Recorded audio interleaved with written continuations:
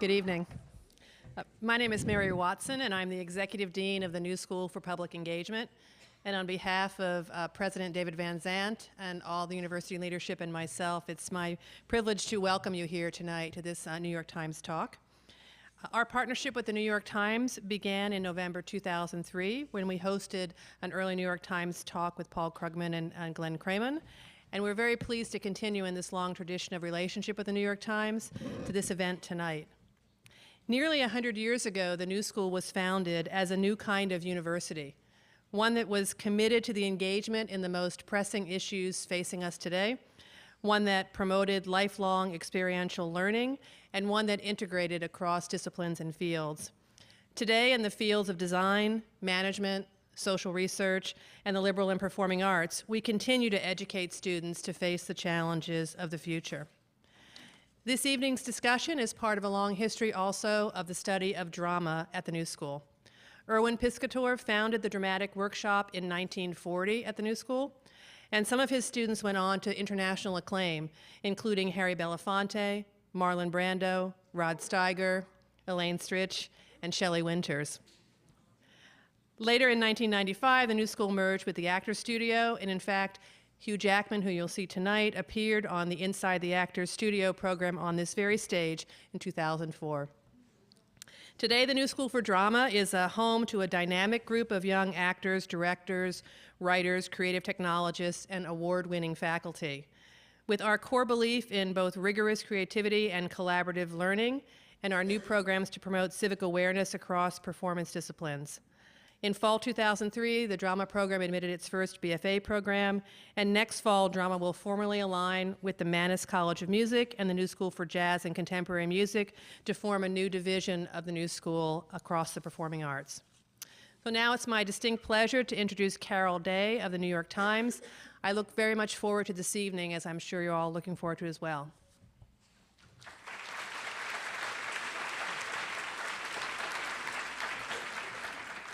Thank you, and good evening, everyone. I am thrilled to welcome you to this exciting Times Talks, live here in New York and live around the world on the web at TimesTalks.com.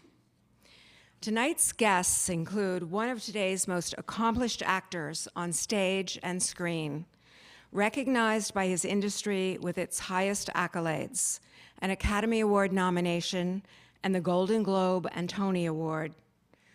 Joining him is his collaborator, the distinguished British director of plays and films.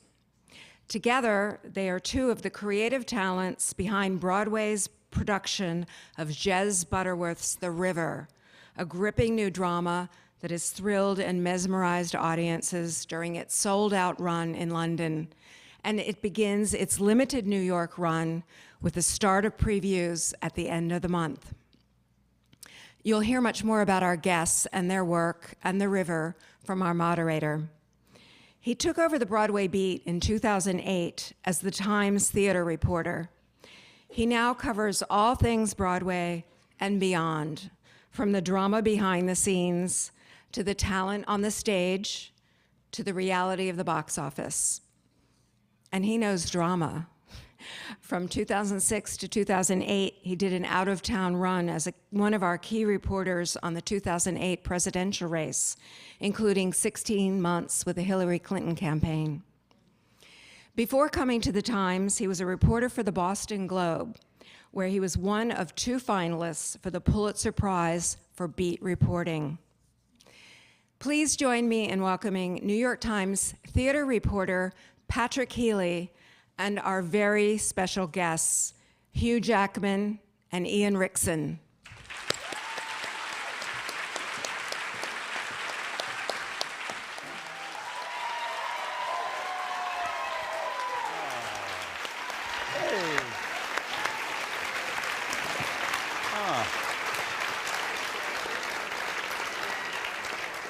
Thanks so much. Thanks everyone for joining us here tonight. We're going to have some time for audience questions sort of toward the end. We'll have some microphones in the aisles, so we'll ask you to sort of line up when we have about 20 minutes or so left, and we'd love to hear from you. So thanks, Hugh. Thanks, Ian, for coming out tonight. Pleasure. Welcome. Pleasure. Yeah. Hugh, your last play on Broadway was in 2009. This latest one is starting next week, The River. Tell us a little bit about it and about what it was about the play that enticed you back to Broadway. It doesn't take a lot to entice me back to Broadway. I mean, come on, greatest audiences. But I'm very much on the lookout for new material. I mean, not only as an actor, but as an audience member. I don't know about you guys, but we live in a world where there seems like movies, there's trailers, there's blogs, there's so much, there's buzz, there's no buzz, whatever. We seem to know a lot about what we're going to see. I love the idea of going into a theatre. I still, to this day, before any show, will go down, stand in the wings, and listen to the buzz of the audience coming in, because to me it reminds me of, in a way, how sort of sacred and special and exciting that moment is when you go to see a show. I remember from when I'm a little kid. And when it's a new show, that's even amplified. So when I read this play, of course I knew Jez Butterworth. I'd seen Jerusalem not that long before and was so blown away by him as a writer. I was reading it with that subtext of, oh, please like this, please like this, please make this happen. So it was one of those things that, but then I had no idea what was coming up. I had no idea what to expect. I actually read it with my wife. She's an actress, and so particularly with plays, I prefer to speak them, and so we read them together. And it's a play with a man and two female roles, so you guys were pinging them off each other. And if we ever do an Australian production, sorry to caution Laura, but Deb was pretty brilliant in the first week. I'll bear that in mind. Yeah, but it just flew off the page to me. It stayed with me. Deb and I didn't discuss for a long time, should we do this, should I not do this? It was about what the play was trying to say. I had no idea where it was going. It made me gasp, it moved me, and that was some of the thought processes behind it. And for me, it's a privilege. Every day at rehearsal right now, I feel it's a privilege to be there. When you read plays like The River and also when you read scripts for movies, are the reactions in terms of wanting to do the piece sort of the same, or do you have different kinds of things that you're looking for in a play versus a script for a movie that you might be considering? Or yeah, well, I came from my training was at a more traditional drama school, which was theatre-based, so I've always felt it's easier for me to read a play. There's not a lot of over describing. Like, you get a movie, sometimes, I swear to God, they will say the woman blinks and turns around, picks up a glass. I'm like, all right, I can work that. You know, it's like in a play you get almost nothing. It's stripped down and it leaves a lot to your imagination. I know how to read a play script. I feel I can spot it very quickly if there's something really true and good at the heart of it. And it took me a while for film scripts. It really did take me a long time to work out how to read them. So it's a slightly different thing, but do I look for different things? Yeah, you do look for different things. I know as an actor, when I'm on the stage with that play, it has to connect. It has to connect. It has to be immediate. It has to feel for the audience and for the actors that we are connected. It has to be something true. And there has to be something essentially true about a film script. But you're also aware, I'm aware now, that some of the best films may be bad to read or hard to read. They may be technical, you know, but so you have to kind of translate it. Your imagination. And is there a voice in your head that says, you know, it's time to do a play? You know, after you've done, I don't know, a number of movies, is that sort of an impulse, or is it more about the luck of just finding a great play that comes across your desk? It's about 3 times a week that voice comes in. Honestly, I love the theatre. It's where I started. I now love film.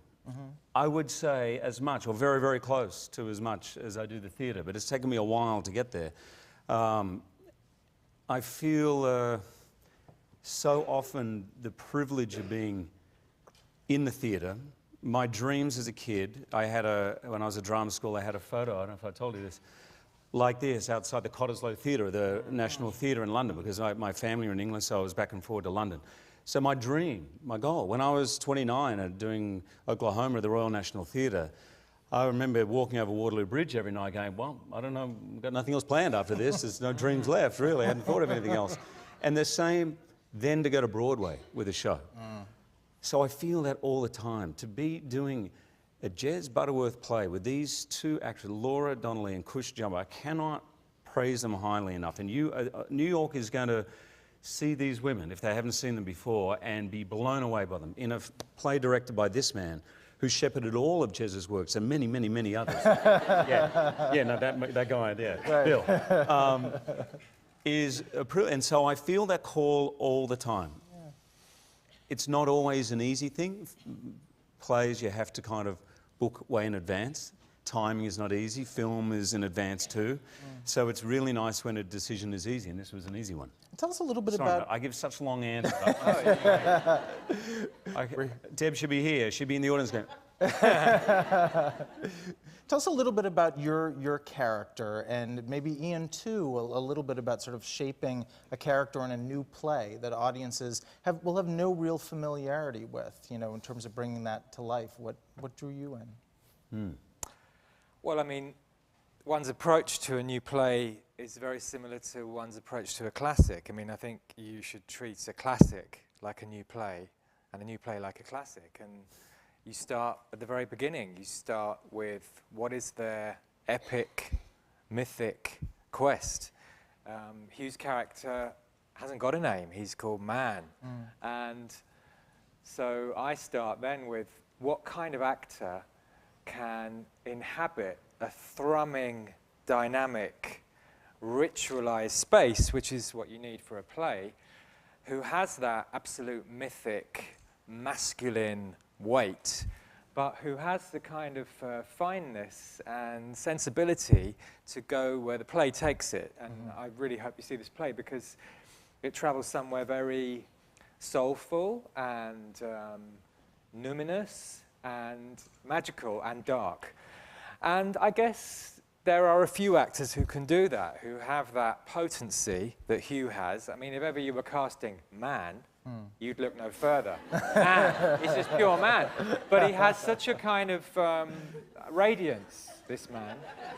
If you follow him around, you know, from the guy at stage door to the four carpenters to the person who's doing the publicity, somehow they feel connected to him. And I think that's something of the magic of performance, that in this play, the dynamic between a character and the audience needs to feel very charged.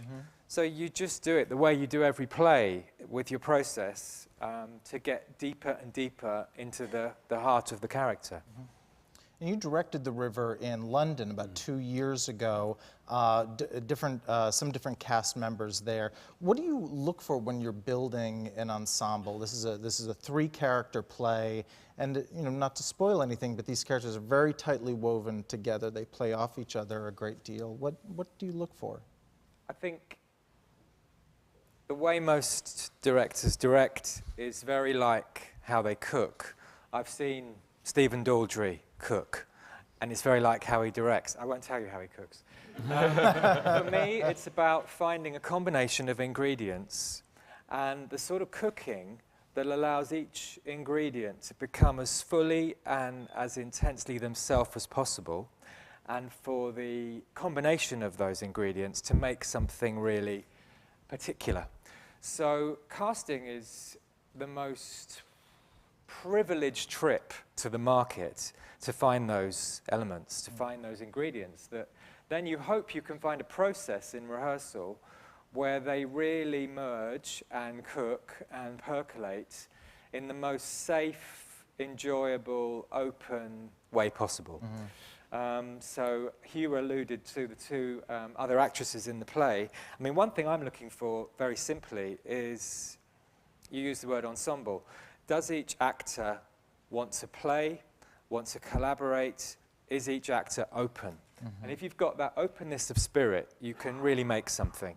And then, of course, you're thinking about, like in a good recipe, a combination of types and flavors that really work, especially in a trio. We've got, you know, a number of drama students here at the New School in the audience. I'm sort of curious about that sense of play and of being open. We sort of hear these terms. For students who are now training, are there certain things that that they can do, or as they think about sort of their own development as actors, that are just sort of healthy, that are great ideas to be, to sort of get to the place where you're, in an ensemble on Broadway, off Broadway, elsewhere?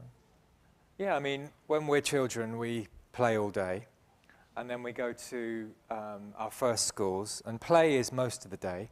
And then the older we get, the more play gets segmented into playtime, and then we're into teenagers, and we don't really play.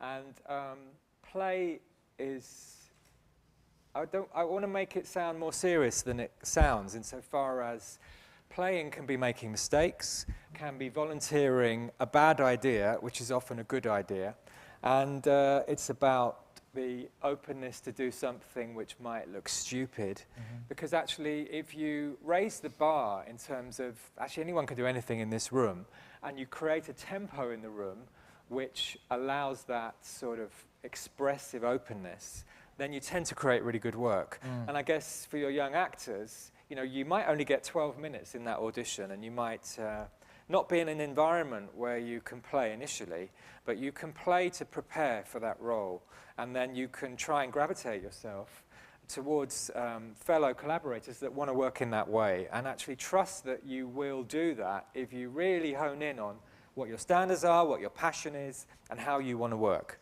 It's good to feel empowered, I think, as a young actor, and not feel, well, I've got no power at all. It's just in the hands of other people who will choose or not choose me. Actually, to feel you choose yourself, and that kind of magnetism of having a purpose and a belief that you can make your work will attract work to you. Hugh, when you were in drama school, what were you sort of most hungry to learn, and what were some of the moments that really made a difference to you, just in terms of your training as an actor, as a person, sort of growing up? I feel I did grow up in drama school. I was 23 by the time, 22 when I went to the Actors Centre, and then 23 when I went to WAPA, which is a 3-year course. And so I wasn't like 18, but I felt like I grew up, because I actually have no recollection of thinking I was going to become an actor full-time or worrying about it. People say to me all the time, how do you become a star, or what do I do? And I say, I have absolutely no idea. I was the happiest I had ever been at that point in my life at drama school. I never missed one day, ever, because it never crossed my mind. If I had a cold, why would I sit in bed where I could sit at the back of the class? I just loved it. I soaked up everything. So in that way, it wasn't a fight for me. There were some people I went to school with, I could tell it was a fight. They couldn't wait to get out. But you had a fork in the road, because I was in Melbourne recently with some actors who were Hugh's contemporaries, and you were given a big part in Neighbours. You could have actually just ratcheted yourself into relative fame, and you chose to go to Perth, which would be the American equivalent of Detroit or something, quite a long way away. Listen, I love Detroit. Nothing against Detroit, but it's not a fashionable. Perth isn't a fashionable, trendy city, is it? Right. Yeah, we're worldwide here. I'm being careful. No, but you're right. It's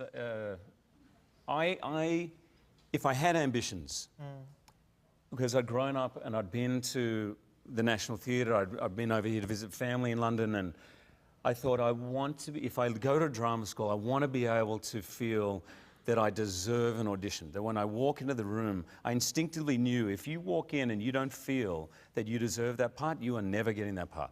That's my gut feeling. So you may not be right for it, and I'm not saying this is an arrogant thing. I don't want to say to the students, you're going like, this is my part, it's like, but the director and the producers, they have so much to worry about. They want someone to walk in and kind of say to them, okay, I can do this part. You don't have to worry about this part. I've got it.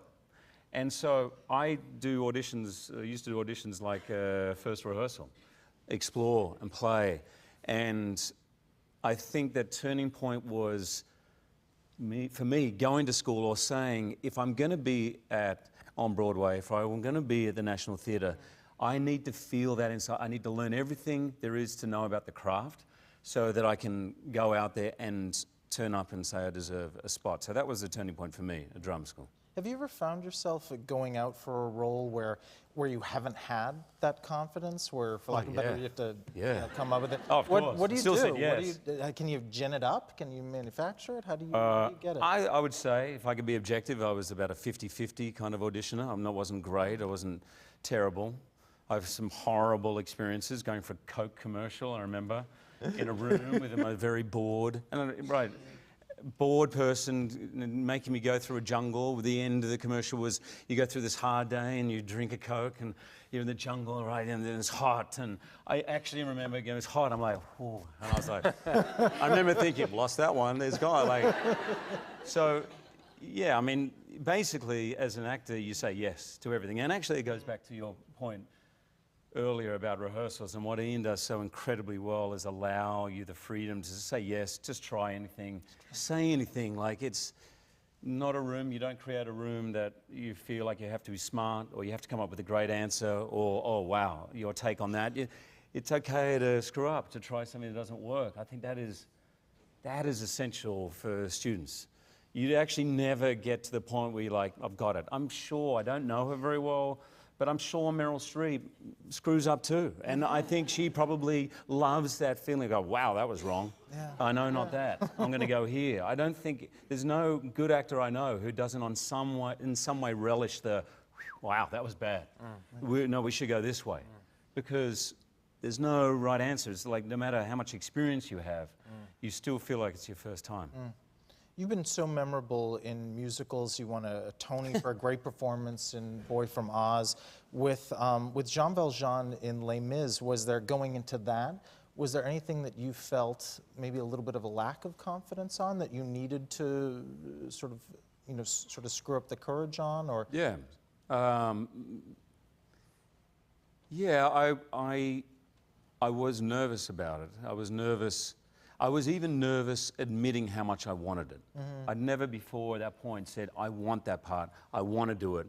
I'm not 100% sure I can do it, but I want to go for it. That was nerve-wracking for me. My personal way of defending myself, I suppose, or protecting myself was going, we'll go for it, see what happens, no matter what I felt. But that one, I went for it.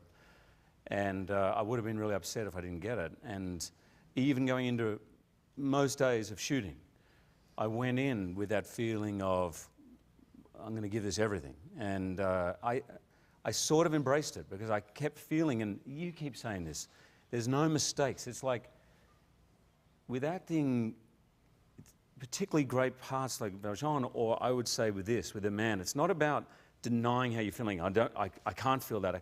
In a way, you've got to use it. And for Valjean, who is, it's the ultimate redemptive tale. He doesn't think he is perfect or great. We see him as this incredible man struggling against all odds. He sees himself as deeply flawed, as deeply vulnerable, and struggling and striving for the light and never fully getting there. That's how he sees life. So as an actor, I felt this is appropriate. And when I had forgotten that, and I remember in rehearsal saying to Deb, I don't know if I can do this. And she said, well, if you didn't feel that, you wouldn't be right for the part. She said, that's how you should feel. And you should work a little harder. She did. Ian, how much of the work of a director is, for lack of a better word, to be kind of a coach, in terms of supporting actors, seeing maybe in the moments where they don't have all the answers. I imagine as a director, you don't want to be the guy who comes in and says, well, I have all the answers, now just sit back and listen to me. But where you sort of have that moment where you try to help and guide and maybe give confidence where it's might be missing in a moment.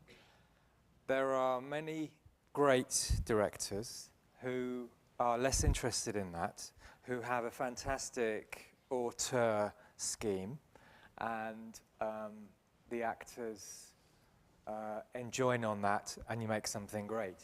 There are other directors who are interested in that part. I love how every actor is as individual as they are as a person, and they all require different things at different times. I find that stimulating. I think one of the major challenges of directing is to be present and to be curious and to pay attention from 9:30 till 6 or whenever you stop. Just like the child wanting the parent to see, you've built that, that's a bridge, or I can see what you've done there, what is that? The actor requires the director to be absolutely present and paying attention. And there's a stamina about that. Right. But the stamina comes from being curious and being interested. And I've certainly found that all the great actors have a couple of things in common. One is that they are endlessly, and you could say restlessly, curious. They find something, but perhaps there's something else to be found. And then actually, they've also got to find that. And they're continually curious at discovering new truths, and sometimes restlessly curious. And the other thing that I find they all have in common is they work really hard. And when you or anybody says to me, well, tell me about Mark Rylance's genius, or Hugh Jackman's genius, or Ellen Burstyn's genius, yes, they are geniuses, but they're geniuses because their work ethic is incredible. They're usually the first one in. They've often learnt their lines before anybody, and they keep going, because settling for something is a worrying stasis. Can I add to that? Yeah, please. I'm going to speak for you a little bit. Because Ian, I can't, there's so many examples I could give you of, I've got something 2 weeks after I know he's given me and I've got it, and he has the humility to never make me feel like that was 2 weeks ago. I've worked it out. But he is a patient, kind man, and I think the thing that impressed me most, I hope you don't mind me calling you out on this, because you may in the future have to write a lot of letters, but for him the process starts from the meeting, not the first day of rehearsal, the auditions. And we auditioned with a number of women here and in London, and I found out later that Ian had written to every single woman who auditioned to thank them, and has actually since then cast with some and worked with some. I've never ever heard of that before, but it's if you want a short answer to the care, the coaching, not only to the actors in the play, but for Ian, it's for everyone he meets, even everyone auditioning. They're part of the process. It's an incredible big picture view of the world, of human nature, of actors, but also of the art, and the care, I think, goes into every production. You feel that. I can see that now, why I was so bewitched by Jerusalem, not only by Mark Rylance or the play, but by that feeling, because that care. So anyway. Oh, thank That's you. a great human touch. We live in such a world of electronic touches, you Right. know, where it's just you're replying instantly with 2 words by email. It was a text. tweet. It was a tweet. A group tweet. A group A tweet. group tweet. Yeah. Oh, But okay. it did take me 12 seconds. And they were all tagged with all their names. It was perfect. Let the air out of that balloon. Okay. But it's funny, isn't it? The more electronic our world becomes, the more amazingly technically, electronically sophisticated, the more theatre has a massive chance. Right. Because we long for the visceral, primal, emotional crucible that is a great theatre performance. We long for that. Right. And there's something about this play that is, Yeah. I don't know, I it's was just almost thinking more that, like going into some strange ritual. And I mean, it's a privilege doing what we do. So we get various people in as well, apart from doing lots of other very thorough work. We had a memory neurologist came in, Charles Ferneyhough, and Hugh and I both liked this woman, Brené Brown, who you may have seen her TED Talk, and she's written about vulnerability and shame. And she came in, and the first thing she said was, wow, this play is all about reflection. It will be so much about the audience. And that was fantastic for us all, including Jez Butterworth, the writer, to hear, because play doesn't quite take place, really, on stage or in the audience. It takes place in this charged place between, where the really good plays don't preach to you. They create a zone that you can place yourself in and undergo something. And she picked up on that immediately, and that's very validating when you get that sort of response. And to help the audience out a little bit, because most of you probably didn't see it in London, again, not to give away too much, but it takes place in a cabin by a river, and there's a man and two women who are sort of in his life in ways that the character that you play, Hugh, is so in tune with nature, with romance, with other human beings, please. No, he connects viscerally from when he was a kid with the magic of nature. And in the play, it's explored through fly fishing, which is something I didn't know much about, but I know people who are fly fisher people, men, women, who are really so passionate about it. And for him, that is magical. It is transcendent, really. It is that kind of place that many of us look for in life, in whichever way we do it. He's struggling to find it in a relationship. You know, he wants to find it, and he brings his new-ish 2-3 month sort of long relationship, his girlfriend, to the cabin for one of those weekends. And it's going to be for him, hopefully, the making of that relationship, where he can share this passion he has. And it's, on one level, it's very day-to-day. It's a guy taking his new girlfriend away for the first weekend. We all know what that's like. Oh, we're going away for 3 days. Ooh, this is, you know, it's a tester. But at the same time, the play's very much about what all of us want every single minute of every single day, which is something real, something transcendent, something that is truthful, that connects us, that makes us feel infinite possibilities, alive. That's what he's desperate to want, and he's probably lonely in his real life. And this weekend, there's a lot at stake. Now, it's not always played at that, but that's what's going on underneath, I think. But for him, nature or fishing and being there, he can access that. Working on a new play where there's not a road map, where there's not sort of obvious cues that you could draw on if one wanted to, what is that like? I mean, it feels like kind thrilling. Yeah. It's thrilling, particularly when it's a writer and director team. And I say them as a team because Ian's directed every one of Jez's plays. So when you're working with that team, and Jez is in the rehearsals quite a lot as well, it is thrilling because I read that script, I don't know, 18 months ago. Kind of felt I had a beat on it. I was here. If this is where we're going to get to, I have a feeling probably I'm around about here.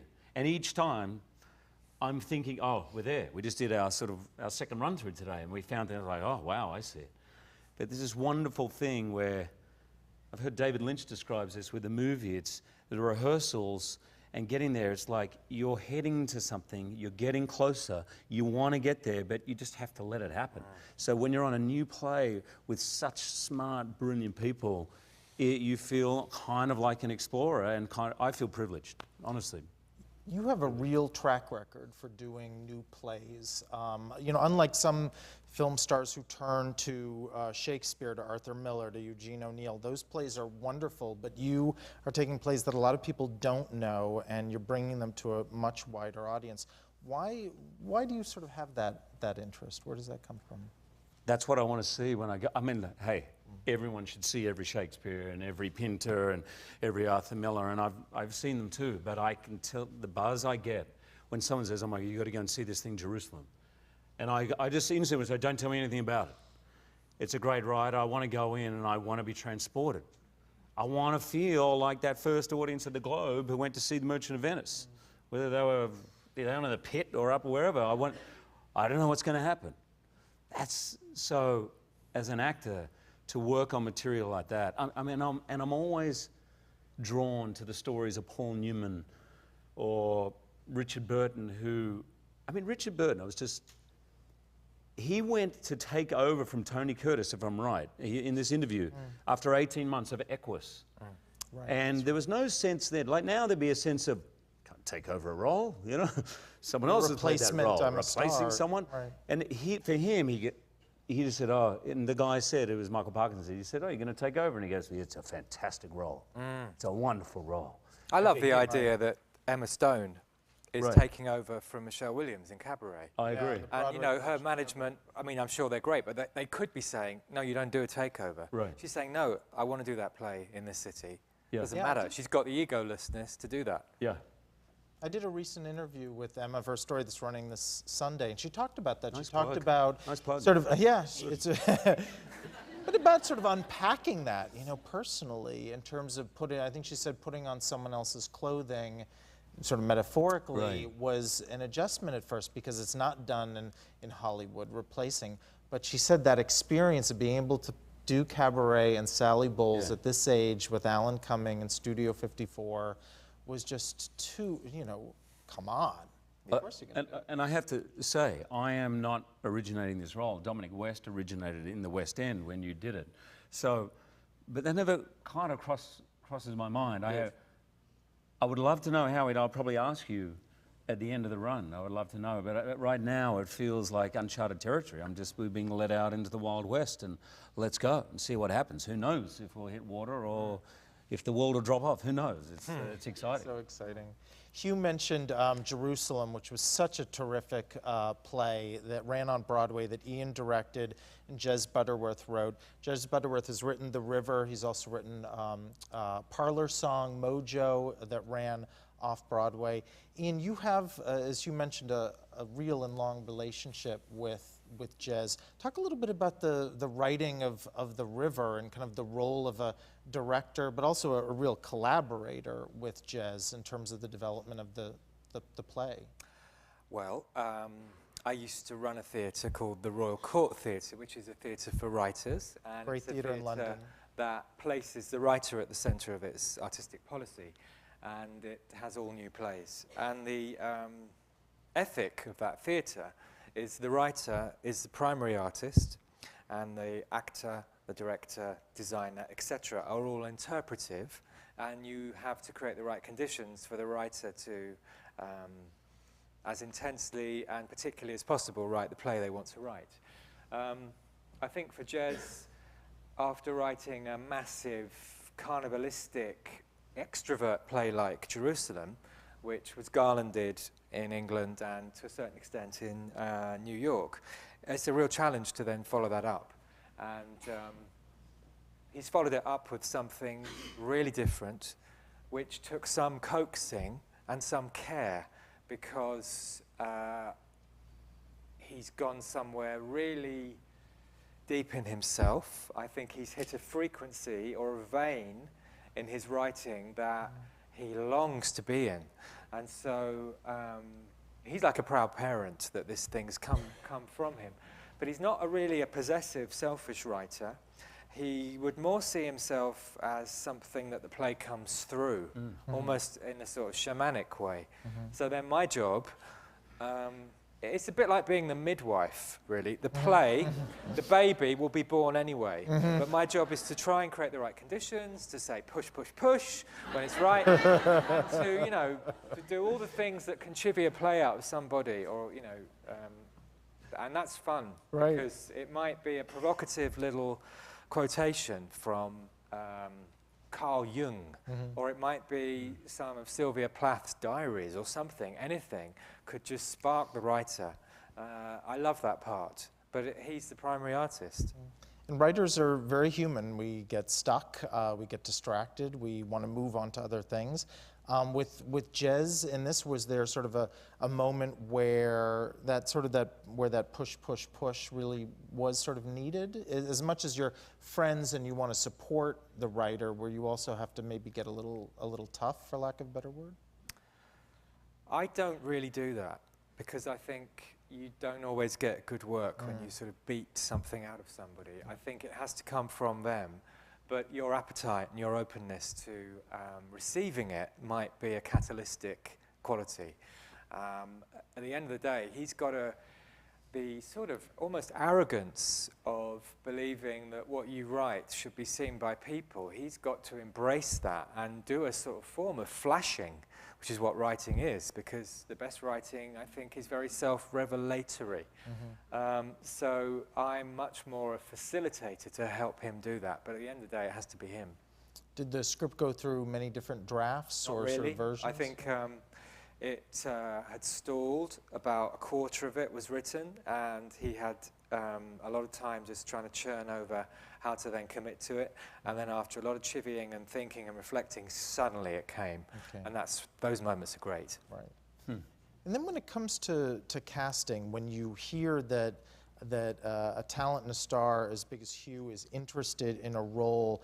I imagine you're thrilled to have that talent, but do you ever worry that a star, not Hugh specifically, but that a star might ever sort of upstage a play, or that a star as talented as he or she may be, may not necessarily be the right fit? What do you do in that kind of situation?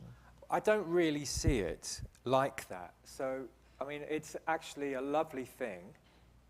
If I was to think this way, which I don't, that most stars are stars because they are brilliant, because they work hard. So I'm more thinking in my research, what's Hugh like? Okay, everyone loved him in Oklahoma, people loved him in The Room.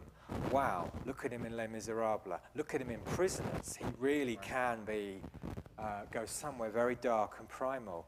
And then I'm meeting that person and seeing whether there's a rapport. And if all those things click into place, and I call other people who've worked with him and they say, he is as lovely as he seems, then we go. So you have to be thorough, but actually most stars are stars because, you know, they have something extraordinary, and I repeat, for all the young actors, they work hard. Right. And Hugh, what about you when you look for a project that you want to work on? Is there something that you look for in a director in particular, or can you kind of work with anyone as long as the material is good enough and the character is exciting enough? Work with anyone as a director? I think particularly with the theatre, it's important that, yes, they're brilliant and have a track record, and but there has to be a rapport. There doesn't have to be a rapport in film. For me, it always works better. That's just the way I prefer to be. You know, I'm from a large family. I'm happy in groups, but I'm not particularly happy if there's a lot of conflict and yelling and screaming. And being in those situations, you can get through it. And some people can be not very nice, but they can still make a great movie. But I've never had that situation with the theatre, thankfully. And I think it's more important. It's a very intimate process. I think it's a process. Weirdly, the strange thing about film to me was how private everyone was. Even at rehearsals. About half the actors will never give you their performance. And it's not selfish.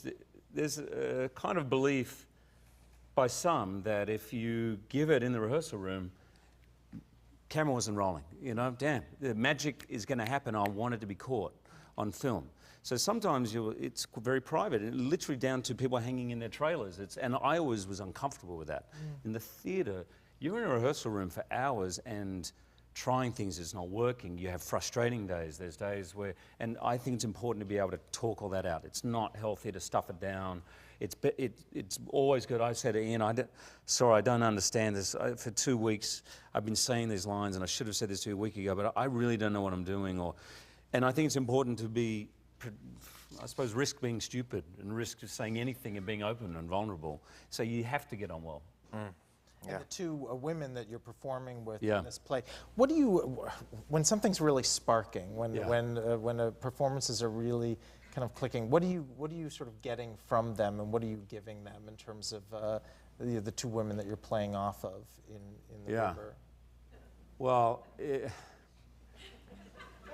it is already, there's been moments of that, but even moments of that in the audition. There were moments of that, and you don't expect to have wall-to-wall magical sparky moments in an audition. I was certainly the worst of them all in the audition because I was reading, it was new to me, but both of them. I remember with Kush, she came in, and I don't want to say anything bad about the other girls, but all of a sudden the scene that I'd done a number of times was hilarious, and she was doing nothing. I was looking at that, there's nothing, she's not trying to get a laugh at all. It was just effortless for her. And there was a spark, there's a recognition in the eye of connection. It's in a way it's an intimacy, but really there's a joy. It doesn't matter if you're crying or yelling or screaming or whatever's going on in the scene. You can recognize a joint joy, fun, a play, the feeling of play. And it's no different to why you gravitate to some people at a party or in a playground at school and others you don't. And you can work on that. But when it just happens, and with both the girls, Laura came in, and I don't want to give away too much. There's one, can I tell about the So there's one scene where she's stoned. And she did that scene first. And if there hadn't been another scene, she did 2 scenes, I would have sworn to you that she was stoned, literally stoned. I was kind of going, this is unbelievable. Like, it was amazing to me, you know, and there has to be a kind of thing where you're challenging, you're pushing each other, because that's what we do in life and in relationships, particularly in those moments where you're falling in love or maybe falling in love.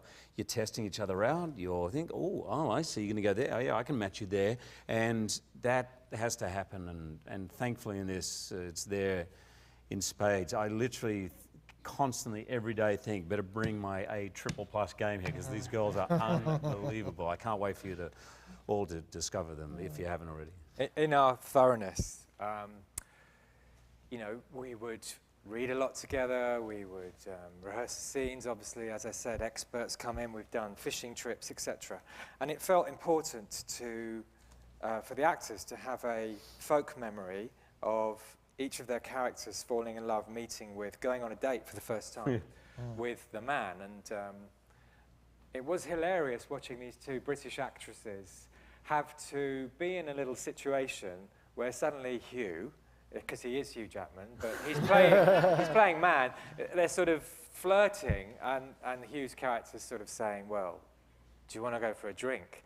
And these 2 British actors are going, maybe, kind of, and then, you know, and having to be kind of feisty in their own way as a character. And lots of lovely things like that. But I think a very good mutual respect, and they push you. They do. Like you want every good actor to push you. Yeah. Hugh, during the play too, you, among other things, you do some very interesting things with fish. Tell us a little bit about that. You know the fish slapping dance in Monty Python? Yeah, it's not that, don't worry. So, I don't know if I've ever seen this on stage before, but one of the characters catches a fish, a sea trout, and it is brought on stage. And when the girl says, you know, what are we going to do with it? And I said, well, we're going to cook it, we're going to eat it. She said, can we do that? And I said, who's going to stop us? And so we do. We literally gut it, clean it. Don't worry, I'm gonna make you love gutting fish. Right.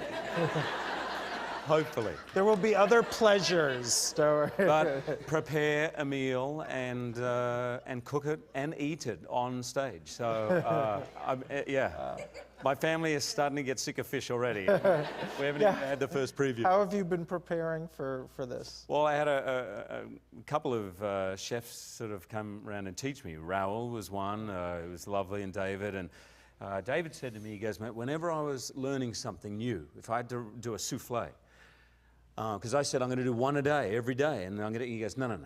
So after you do a new souffle, you go home and you make 40 souffles, and then you don't ever have to make it, then you're fine. He says, because you'll screw up 20, but you get 20 right and you'll get it. So there was a lot of fish cooked at my house one night. Kind of disgusting. A lot of fish guts. I don't know what people thought was going on up there. But yeah, we still have frozen fish cakes. Wow. We've got, trust me, if you come to my house, it's fish. Are you a good cook? I'm okay. I should be better. Both my parents are amazing cooks, both my mum and dad. And so I grew up with a lot of cooking, and I love to cook. My wife is a great cook. And we had a deal when we first got together that whoever wasn't working does the cooking. So yeah. She said, oh, I've rigged that slightly. I've been working all the time. But I do love to cook. Do you have a favorite dish to make, or typical man? Typical man. Well, no, typical man, I suppose, is barbecue, right? But for me, it's breakfast. Because let's face it, it is the easiest. I mean, the hardest thing is getting up, really. Right. And everything else, everyone's like, oh, wow, thank you. That's so sweet. You know, you make lunch for someone like, oh, yeah, all right. Where's the baguette? You know, it's like... But breakfast, you make a pancake and people just flip out. It's awesome. Drama students, breakfast, cheap to make, it's cheap, right. Easy, very impressive, massive impact. And Ian, staging the scene with the fish, with gutting, what's involved with that, and how do you? Is it just do it on stage, or are there, do you add sort of bells and whistles or certain ideas? Well, you have to reflect and consider what the play needs. And this play is quite intense. and to suddenly rest the audience's brain and watch something sensuous and particular with its own rhythm, thank you, is really wonderful. And also, I mean, every morning Hugh comes in at 8:30, 8:45, and practices doing this. He's so good at it now. But that's why it's good. Most days it goes well. Most days. We might have a Julia Child moment. Oh dear. Yeah.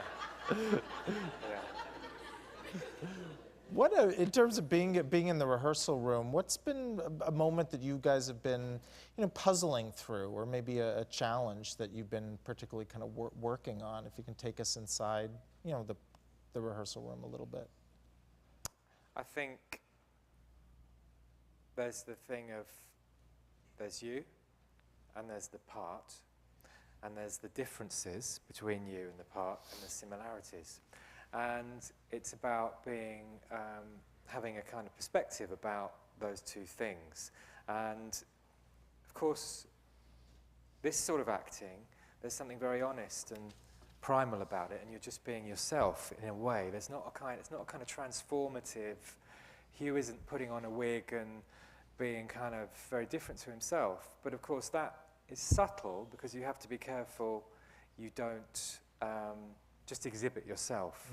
And it's those sort of subtle things that is that instinct you've got there, Hugh, or the man. Is the man a little bit more introverted? And therefore, how do we find that? And they're the things that you often tease about, the more subtle things, actually. I don't know, what do you think? I agree. One thing actually I've never experienced before, this is I suppose, beginning of our fourth week, or Yeah. we had a half week of rehearsals, and Ian has been inviting some people to come in just so that we start to get the beginnings of having an audience. And this early in the rehearsal room, I've never really had that before, but the play, for me, is very much about our ability to be present. Are we ever really present? And actually, frighteningly, are we present with our loved ones? Are we there? What stops us from that? Is there barriers? Does it actually, true intimacy, what does that cost? So the play is very much about two people on stage, alone, together, in a cabin, in the woods, and what that feels like when there's no TV, there's no distractions, there's nothing, and you're together. And then to have someone here, in that very intimate space, or that's the thing we're sort of grappling with now. And what we discovered today, we had our first people in today, was the play, which is very much about intimacy. And I think at times for the audience will feel a little awkward, like they're eavesdropping on a kind of conversation that you're not meant to be in on. The audience start to feel very intimate as well. I don't know, that dance for me, between the intimacy between the actors, the intimacy with the audience, and also the ability of the actor, me or the girls, to be truly present, to be able to adjust every night to what is going on, to feel. There's a parallel. You're saying the difference. That's why there's a parallel between what the play is about and about what we are tasked to do every night on stage. And that's what's thrilling to me, and hopefully for an audience will be exciting. One of the things that's, I think, really exciting about this production is that it's taking place at Circle in the Square Theater, which is really one of the most intimate theater spaces on Broadway or off Broadway. It takes place, it has an in-the-round quality, and you feel like you are very close to the actors. And for a play that has such a strong atmosphere, I'd love to know, one of the things that's so exciting about reading the play is that it has a really involving kind of mysterious feel, almost sort of a dangerous kind of feel at times. And I suppose this is part of the magic of theater, but if you can talk a little bit about how do you go about sort of creating that? How do you create sort of the feeling of mystery and danger? Is it about performance? Is it about almost more of a technical aspect, music, lighting? I mean, I know I'm pulling back the curtain a little bit on making theater, but I'd love to hear you talk about that. I really think if you strain to be dreamlike or strain to be mysterious, you come up with something very generalized. If you trust that the play and being truthful in the play will get you that, you just try and deliver and mine each moment as deeply as possible, then the play will take you there. I mean, you know, we have to make this cabin. We have to absolutely find the detail of every moment, and then in a way trust that the play will do it. So in a way it's quite easy. It's not a big conundrum how to make magic or mystery. Already the play is doing that. But I must say to you, it is the most accessible play. It really is so easy to identify with. I think anyone could find themselves in it as a world. Jez Butterworth, when I first met the writer Jez, I asked him what motivated him to write the play, and he had one word. He said, goosebumps. I said, really? He said, I just love those times in life where you get goosebumps, and you can't force that. You can't trick it with good cues and good lighting. If you think back to your time in your life where it often happens surprisingly. There has to be a kind of concentration, and the play sort of provides that. So hopefully that's what you'll experience. Come to see it. We're going to go to audience questions now. If you want to line up on either side of this aisle, just so you know, we're going to have some, we only have about 20 or so minutes left, so please keep your questions brief and concise, and please ask them in the form of a question. Hugh, you love theater, and you have children. How can we create kind of a new audience, do you think, a new audience wave of young people who are excited by the theater? Are there ways that we can do that? Or do you think young people are interested, that they are as game for theater as ever? How do you sort of see that? I hope so. I don't know, I always loved it when I was a kid. My dad took it, you know, and I have kids that, one who's not particularly into it actually, and one who does like it. So I don't know, I think Goosebumps.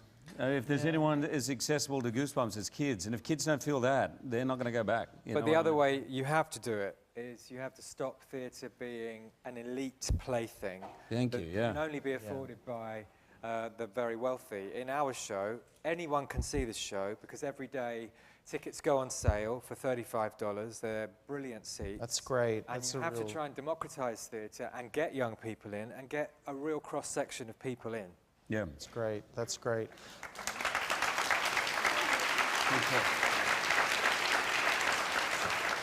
It's a great ticketing strategy. We're going to go to questions again. Please keep them brief because we may not have time for everybody. So please.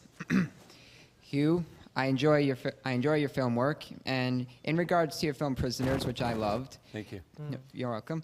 Do you ever use angry thoughts as a way to help explore your emotional depth in the character you play when you were demanding answers to where your daughter was? There's so many different, I call it triggers. So, and a trigger can work for one take, it can work every take of your life, and they're all personal and different. You've got to work out what that is. But the most intense scene of that movie, where I kind of ended up improvising and putting the hammer through the wall. Thankfully, it was the last scene because I destroyed the wall. Last take, I mean. I thought I was done. I was completely spent.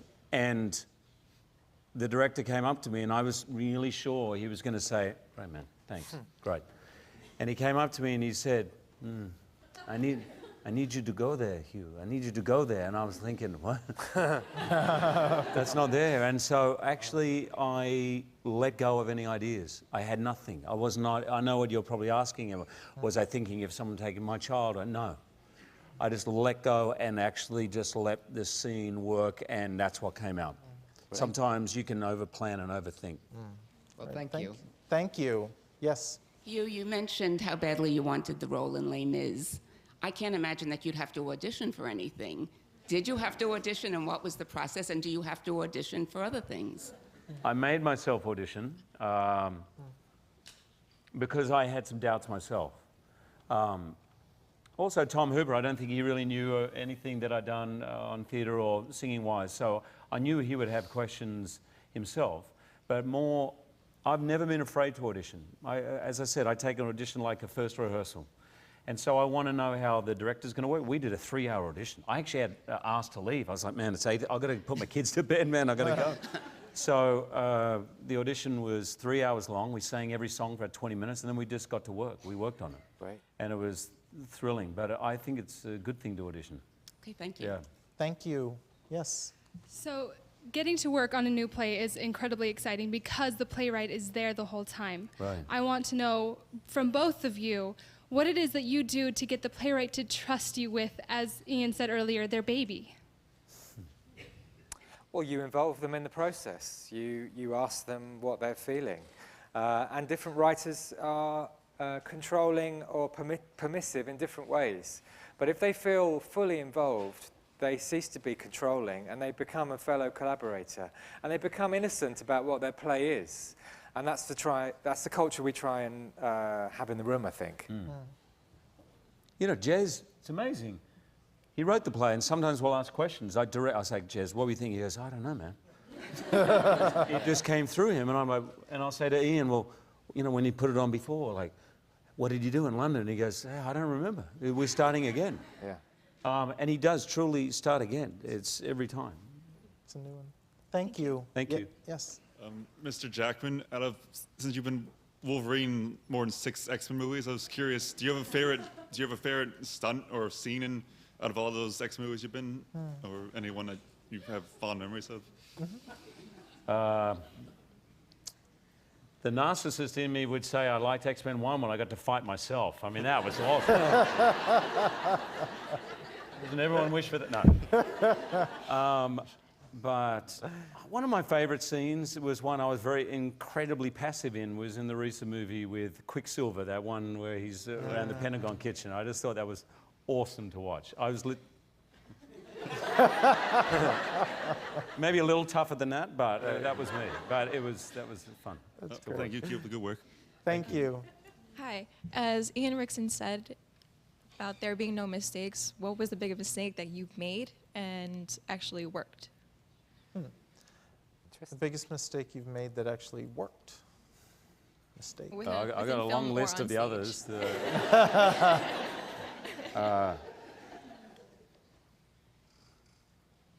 Can you think of one of them? I think. Let me think about it. I'll come back to you. Okay, I'll before the 20 minutes is up, I'll come back. Yeah, That works for me. interesting question. Yep.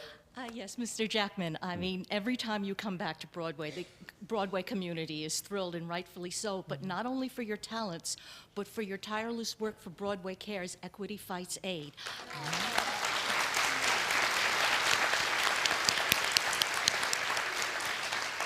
I would like to know approximately how much you actually raised in the shows you've done.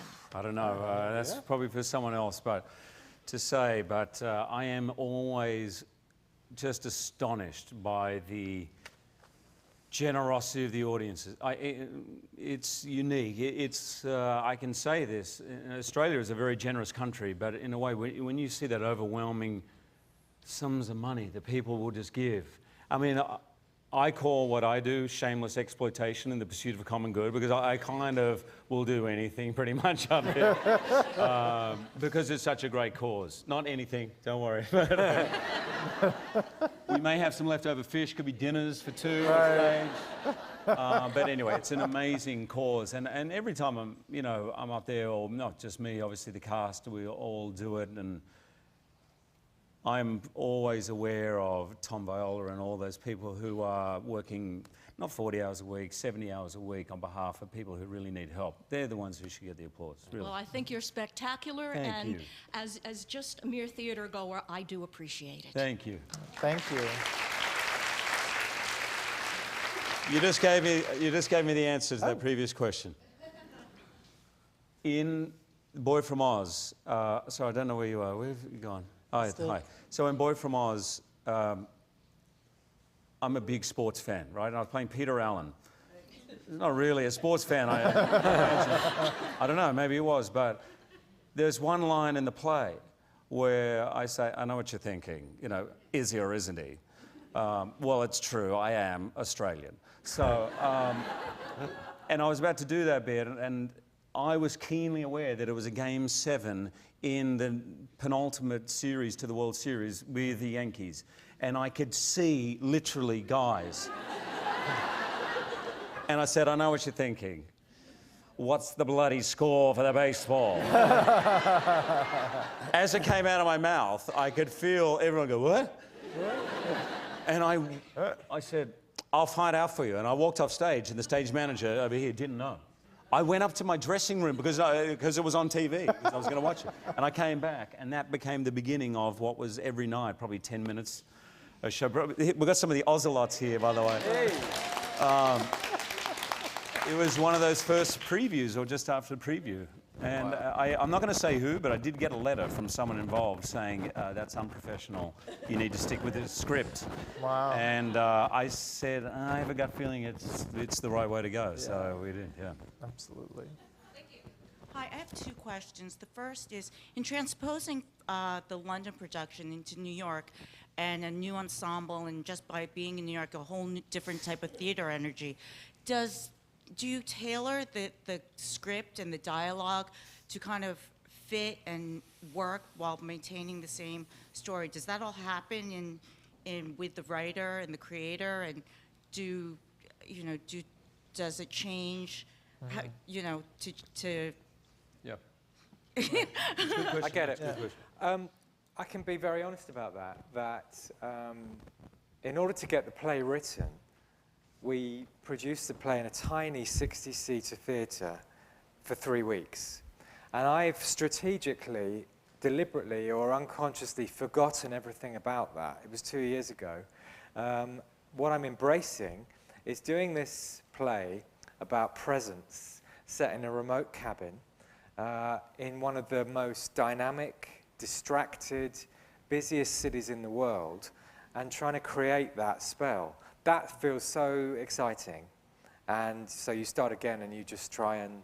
There's no changes for an American ear. The play is the play, and you embrace that.